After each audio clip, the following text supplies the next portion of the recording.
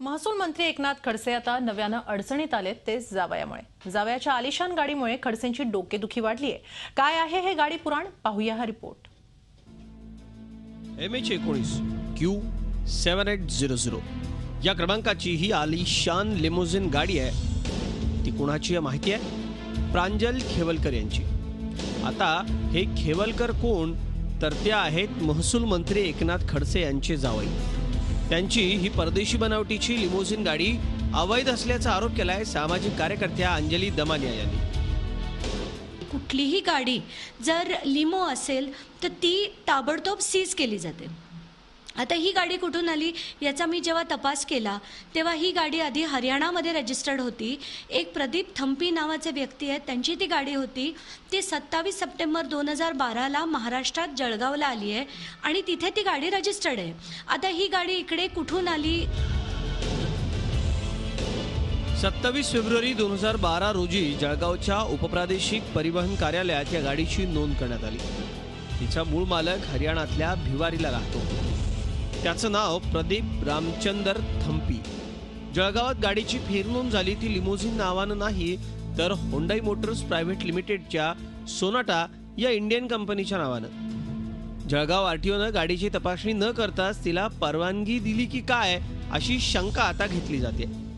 HR 16H 5499 number से हरियाणा को register थी। इसका NOC 5/5/2012 को निकला और वो 27/9/2012 को इधर खेवलकर @4349 न्यू कॉलोनी मुक्ताईनगर तालुका मुक्ताईनगर डिस्ट्रिक्ट जळगाव। आधीच गजानन पाटील नावाच्या ओळखीच्या व्यक्तीला लाचखोरी प्रकरणी अटक झाल्यानं एकनाथ खडसे अडचणीत आले। त्यात जावयाच्या या लिमोजिन गाडीचं प्रकरण, त्यामुळं खडसेंना ब्रेक लागलाय एवढं मात्र नक्की। जळगावहून विकास भदाणेसह देवेंद्र कोल्हटकर, झी मीडिया, मुंबई। सामाजिक कार्यकर्त्या अंजली दमानिया आता आपल्या बरोबर आहेत। आपण त्यांच्याशी या सगळ्या विषयावर सविस्तर चर्चा करूया। अंजलीजी, सर्वप्रथम स्वागत आहे झी 24 तासच्या स्टुडिओमध्ये। आणि सगळ्यात आधी असा प्रश्न विचारायचा की एकनाथ खडसेंच्या जावयाची लिमोजिन ही बेकायदेशीर आहे, याचे तुमच्याकडे काय पुरावे आहेत? नाही, कसं आहे की लिमोजिन ही बेकायदेशीर आहे ही माहिती मला होती, कारण एक निसार खत्री नावाचे जे इरिगेशनचे कॉन्ट्रॅक्टर होते त्यांच्या ज्या इलिगल म्हणजे त्यांच्याकडे अनेक इम्पोर्टेड कार्स होत्या, ते तिथे मी उभं राहून रेड करवली होती एकदा। तर ह्या सगळ्या गोष्टींची मला माहिती होती।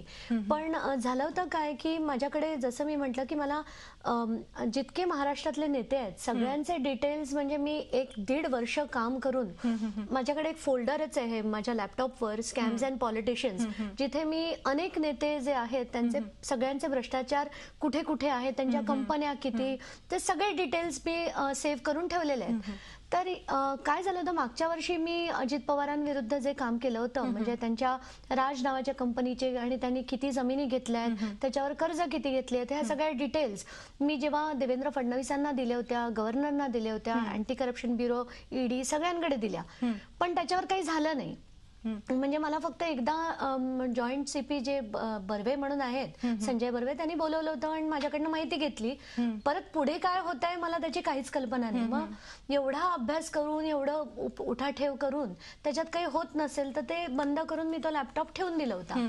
आता गजानन पाटलांच्या या इश्यूवर जेव्हा अनेक गोष्टी पुढे आल्या आणि ते म्हणाले की नाही नाही, मी 30 कोटी का मागणार, आणि ती जमीन जर 77 लाखाची आणि 5 कोटीची आहे तर, आणि मी मागेन आणि ते देणार वगैरे वगैरे, त्यांचं जे बोलणं ऐकलं तेव्हा असं कुठेतरी वाटलं की बाबा, आणि एका चॅनलच्या डिबेटवर होते मी, तिथे मी म्हटलं की त्यांचं हे एकच नाहीये, तुम्ही जर मला विचारलं तर त्यांच्या अनेक गोष्टी आहेत, म्हणजे हे मी तुमच्या चॅनललाही द्यायला तयार आहे की त्यांच्या अनेक कंपन्या आहेत, त्यांच्या काही फ्रंट्स आहेत, त्यांचे काही मित्र आहेत, त्यांचे एक मित्र, खास मित्र आहेत शिवाजी जाधव नावाचे, त्यांची एक श्रद्धा कन्स्ट्रक्शन, श्रद्धा ग्रुप नावाची एक कंपनी आहे जी पुण्याला असते, आणि त्यांना 193 कोटीची सिंचनाची कॉन्ट्रॅक्ट्स मिळाली आहेत। म्हणजे याच्यावरनं तुम्हाला कळेल की खडसे जर सिंचन घोटाळ्यात चकार शब्द बोलत नव्हते तर ते कशामुळे बोलत नव्हते, तर ते डिटेल्स आहेत। त्यांची 10,000 एकर्सची जमीन मुळशी तालुक्यात पुण्याला आहे। एवढंच नाही तर त्यांचे जे इतर कारोबार आहेत, म्हणजे त्यांना 5 त्यांच्या विंड प्रोजेक्ट्स आहेत आणि 4 साखर कारखाने आहेत। तर त्यांच्या त्या संत मुक्ताईमध्ये सुद्धा हे शिवाजी जाधव आहे आणि त्या संत मुक्ताईमध्ये आपल्याला कल्पनाच आहे की आता त्यांच्या मिसेस मंदाकिनी आणि त्यांची मुलगी रोहिणी आणि हे डॉक्टर प्रांजल आता 20 फेब्रुवारी 2016ला त्याच्या डायरेक्टर्स म्हणून ते ऍडिशनल डायरेक्टर्स म्हणून ऍड केलं. आतापर्यंत शिवाजी जाधव आणि त्यांचे 2 सुपुत्र ही मुक्ताई साखर कारखाना सांभाळत होते. तर कुठेतरी हे सगळं कसं आहे, त्यांच्या किती किती फ्रेंड्स आहेत. शांताराम भोई म्हणून त्यांचे जे एक PA आहेत त्यांच्यावरही कसून चौकशी चालू आहे असं मी ऐकलंय. किती काय चाललंय त्याची काही कल्पना नाहीये, पण अनेक गोष्टी आहेत. तर जसं मी म्हटलं की काल त्या चॅनलच्या डिबेटवर बोलत असताना मी म्हटलं की बाबा इलिगल, आता ही पण त्यांच्या जावयाची गाडी ही कुठून आली. त्यांच्या दुसऱ्या जावयाकडे BMW 5 सिरीज आहे, या जावयाकडे अनेक गाड्या आहेत आणि त्याच्यापैकी सोनाटा फक्त एक गाडी आहे. आणि मी सोनाटाचा विषय का काढला, कारण मला माहितीये की लिमो ही अनऑथराइज्ड आहे, इलिगल आहे. म्हणून मी RTOचं जे एक वाहन नावाचं एक सॉफ्टवेअर आहे त्याच्यात वाहन टाईप करून जर आपण नंबर टाईप केला गाडीचा तर त्याचे ओनर कोण आणि सगळे डिटेल्स येतात. त्याच्यावर मी टाईप केल्यावर त्याचं उत्तर आलं नव्हतं, म्हणून मी RTOच्या अधिकाऱ्यांकडनं हे डिटेल्स काढले आणि त्याच्यात कळलं की डॉक्टर प्रांजलच्या नावावर रजिस्टर्ड आहे. मग रजिस्टर्ड आहे तर मग काय म्हणून रजिस्टर्ड आहे हे बघितल्यावर ती LMV होती, म्हणजे नॉट ॲज अ लिमो. तर मग बाकीचे डिटेल्स मी जेव्हा काढले तर तेव्हा त्याची पूर्ण स्टोरी जी आहे ती माझ्या समोर आली. नक्की. म्हणजे मग ही गाडी त्यांच्याकडे कशी आली किंवा कधी आली याबद्दल आपल्याला काही माहिती आहे? हो, ती पूर्ण गाडीची पूर्ण खरं स्टोरी अशी आहे की 2001 सालचं ते सोनाटाचं मॉडेल होतं. एक पारेख कोच नावाची एक कंपनी आहे, ते त्याला अशा गाड्यांना मॉडिफाय करण्याचं काम करतात. आणि प्रदीप थंबी नावाचे एक व्यक्ती होते, त्यांनी ती 2001 मध्ये घेतली. आता प्रदीप थंबी कोण आहेत तर त्यांचे अनेक एअरक्राफ्ट्स आहेत, चार्टर्ड प्लेन्स वगैरे ते VVIPs ना वगैरे देतात.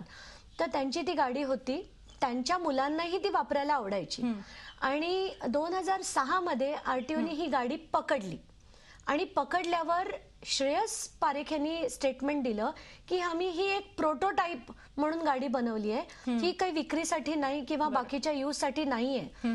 आणि असं म्हणून त्यांनी ती RTO कडनं परत घेतली. परत घेतल्यानंतर ही गाडी 2006 पासून 2012 पर्यंत हरियाणाला होती आणि 2012च्या सप्टेंबर मध्ये ही गाडी फिरून जळगावात आली.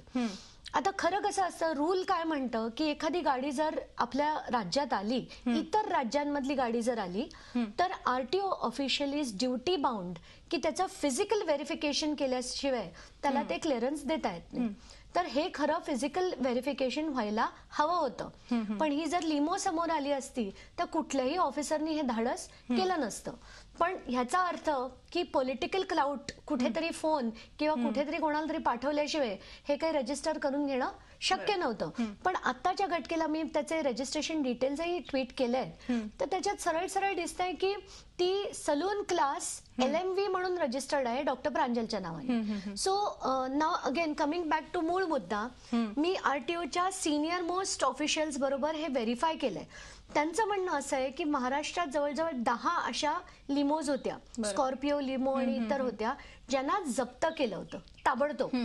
तर मग त्यांना जप्त केलं तर मग यांना का नाही, म्हणून तो प्रश्न मी काल त्याविषयी विचारायचा आहे की तुम्ही असा प्रश्न केलेला आहे की ही या गाडीवर जप्तीची कारवाई करणार का, पण ही गाडी जप्त केल्यानं विषय संपेल असं वाटतं? नाही, नक्कीच नाही. म्हणजे त्याच्यात ही पहिली तर त्याचा येणारा हा जो अमाप पैसा आहे तो कुठून येतो हा आपल्या सगळ्यांच्या मनाला हा प्रश्न. जसं भुजबळांची संपत्ती आपण बघितली तशी या सगळ्यांकडे एवढी अमाप संपत्ती, 4 साखर कारखाने, 5-5 विंड पॉवर प्रोजेक्ट्स कुठून येतात? 10,000 एकर जमीन पुण्याला आणि एवढे जे जसं मी म्हटलं 1,193 कोटीचे सिंचनाचे प्रोजेक्ट्स एखाद्या विपक्षच्या अध्यक्षांच्या मित्राला मिळणं म्हणजे याच्यात काय गौड बंगाल आहे? ते सगळ्या गोष्टींची चौकशी व्हायला हवी. आता ह्या गाडीबद्दल आपण जर बोललो तर याच्यात डॉक्टर प्रांजलना जर माहिती नसेल तरीही बाय लॉ तो इग्नोरन्स इज नॉट अलाउड, म्हणजे दॅट कॅनॉट बी यूज्ड की मला माहित नव्हतं म्हणून मी ती गाडी घेतली हे म्हणताच येत नाही. तर everybody, all the concern people should be penalised. Anjali ji, सध्या एकनाथ खडसेंवर बरेच आरोप होत आहेत आणि आता त्यात तुम्ही हा एक आरोप केलेला आहे, यामुळे त्यांची काही राजकीय अडचण होईल असं वाटतं? नाही, खरं तर अशा व्यक्तींनी त्यांनी ताबडतोब राजीनामा द्यायला हवा होता. त्यांचे जर आता कालचाच मुद्दा घ्या गजानन पाटलांचा, मी कालच्या त्या चॅनलवर तेच म्हणत होते की गजानन पाटलांकडे यांना पाठवलं कोणी, तर त्यांच्या OSD उन्मेष महाजनांनी पाठवलं. तर जर त्या महाजनांनी पाठवलं तर पहिली चौकशी कोणाची व्हायला हवी होती? महाजनांची. पण त्यांना अजून बोलवलं नाहीये, खडसेंना बोलवलं नाहीये आणि तो गजानन पाटील अगदी गरीब आहे, एका झोपडीत राहतो, पत्र्याचं घर आहे असं दाखवून जर यांना क्लीन चिटच परत द्यायची असेल भाजपला, तर मग उगाचच त्या शब्दा आणि उगाचच आम्ही ना खाएंगे ना खाने देंगे वगैरे हे जे त्यांची ब्रीदवाक्य होती इलेक्शनच्या वेळात, ती काय झाली आणि कुठे उडाली असं वाटतं ना. अंजलीजी, या सगळ्या प्रकरणामध्ये आता तुम्ही पुढे काय करणार आहात? याचा सतत पाठपुरावा करणार आहात? नाही, कालच जसं मी म्हटलं, मी त्या दोन्ही ऑफिशियल्सकडे त्याचा नाव आणि नंबर दिला होता. मला त्यांनी असं सांगितलं होतं की आज सकाळी ते जळगावच्या ऑफिसकडे याचे डिटेल्स पाठवणार होते आणि जर प्रोसिजर म्हणता it has to be seized, it has to be seized. दुसरं मी काल माधव भंडारींना हा प्रश्न विचारला की भाजप याच्यावर कारवाई करेल का, की जर इल्लीगल गाडी असेल तर भाजप करेल का. तर मी ठरवलं होतं की मी आज संध्याकाळपर्यंत वाट बघेन, नाहीच झालं तर उद्या RTO कमिशनरना स्वतः भेटून त्यांना कारवाई करायला भाग पाडेन असं म्हणता येत नाही, पण विनंती मात्र नक्कीच करेन. अंजलीजी, सुरुवातीला तुम्ही श्रद्धा त्या कंपनीचं जे नाव घेतलेलं आहे, तर त्या सगळ्या प्रकरणामध्ये आणि सिंचनाच्या संदर्भात सुद्धा जसं तुम्ही म्हणालात की तुमच्याकडे एक सगळा डेटा तयार आहे, मात्र हे आरोप करताना तुम्ही हे पुरावे पुढे आणणार आहात का? यामध्ये तुम्ही कसा पाठपुरावा करणार? नाही, या सगळ्याचे जसं मी म्हटलं की आपल्या प्रत्येक गोष्टीचा जोपर्यंत आपल्याकडे पुरावा नसतो तोपर्यंत आम्ही कधीच बोलत पण नाही. आता आणि एक तुम्हाला उदाहरण देते, त्यांचं तापी पूर्णा नावाची एक त्यांनी फॅक्टरी उघडणार होते, साखर कारखाना उघडणार होते.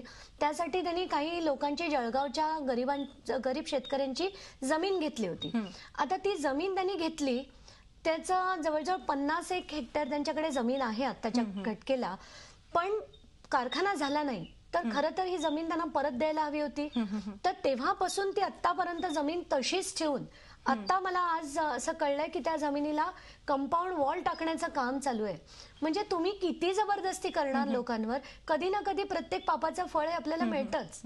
नक्की अंजलीजी, या सगळ्या प्रकरणांमध्ये काय करायला हवं आणि मुळात आता जसं तुम्ही मगाशी म्हणालात की राजीनामा अपेक्षित आहे, तर तुम्ही राजीनाम्याची मागणी पुन्हा करणार आहात? नाही, राजीनाम्याची मागणी आज तर मी बघितलं काँग्रेसही करते आणि राष्ट्रवादी करते. मग हे राष्ट्रवादी स्वतःच्या काळात काय करत होते तो विषय वेगळाच आहे.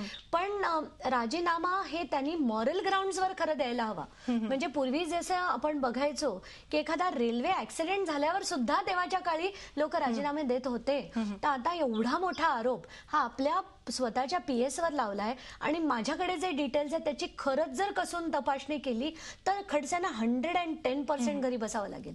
पण असं होईल की नाही असा नेहमीच प्रश्न आपल्या सगळ्यांच्या मनात पडतो. प्रश्न पडतोच, पण आणखीन एक असाही प्रश्न आहे की हे सगळं प्रकरण आता येत असताना जसं तुम्ही म्हणालात की नैतिकतेच्या मुद्द्यावर राजीनामा द्यायला हवा, पण सरकारची भूमिका कशी असेल असं तुम्हाला वाटतं? निपक्षपातीपणे या सगळ्या प्रकरणामध्ये, म्हणजे गजानन पाटील असो किंवा आणखीन कोणतं प्रकरण असो, यामध्ये निपक्षपातीपणे चौकशी होईल भाजप सरकारकडून? नाही, कुठेतरी आता ही 8 महिने चौकशी चालली आहे, त्यामुळे असं वाटतंय की ठीक आहे, म्हणजे चांगली गोष्ट आहे. कारण सरकार स्वतःच असताना एका मंत्र्यावर चौकशी करणं अतिशय कठीण असतं. पण हे जर होत असेल तर चांगलंच आहे, आनंदच आहे त्यात. पण ही जर मी माहिती उद्या पुरवली अँटी करप्शन ब्युरोला, तर याच्यावरही तितक्याच स्ट्रेट फॉरवर्ड ॲटिट्यूडनी जर काम केलं तर नक्कीच बरंच काही मिळेल. आणि याच्यातनं म्हणजे ते आणि त्यांचे जे एक शांताराम भोई नावाचे एक PA आहेत, त्यांची जर सगळ्यांची चौकशी केली, यांच्या पैशाचे रूटिंग, कारण 10,000 एकर जमीन घ्यायला पैसा तर अफाट लागतो, तो पैसा आला कुठून रूट झाला, अनेक गोष्टी कळतील. नक्कीच महसूल मंत्री एकनाथ खडसे यांच्यावर आरोप तर झालेले आहेत, पण आता निपक्षपातीपणे चौकशी व्हायला हवी अशी मागणी तुम्ही करतायत. खूप खूप धन्यवाद अंजलीजी आमच्याशी ही सगळी चर्चा केल्याबद्दल. थँक्यू. झी 24 तास रहा एक पाऊल पुढे.